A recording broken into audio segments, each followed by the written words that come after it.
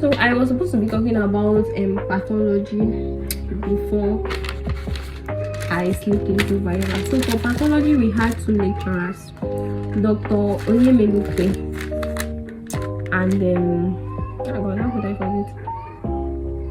I don't remember. These are the topics. There are 21 in total, and we taught everything.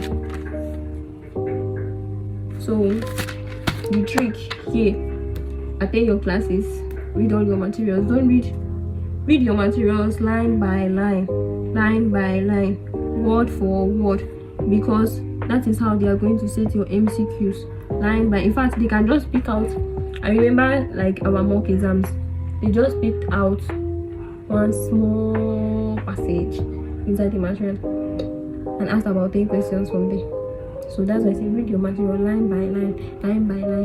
The exams is like this from 14 now. Exams are going to be changing, but normally we're supposed to have tests, but we only did mock and main exams.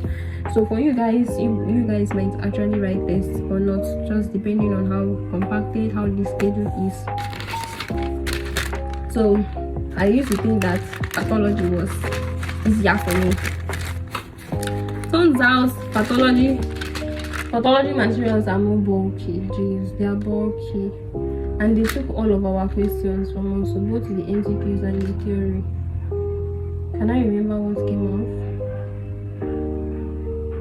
I shall know that question came out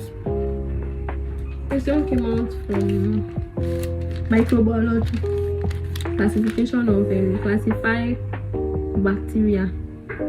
Under classification of bacteria, if you check the material, the first classification that you see, that was the question that came out. Which other question came out? Respiratory. Question came out on respiratory. What was the question? It was on, if you check your material, is it restrictive respiratory diseases? Where you see all those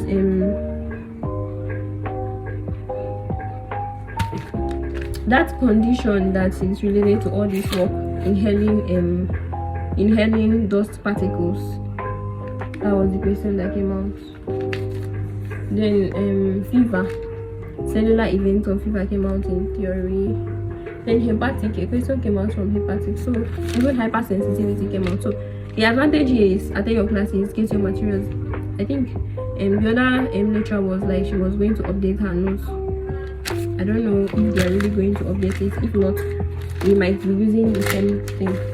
So the key here for pathology is the materials are bulky.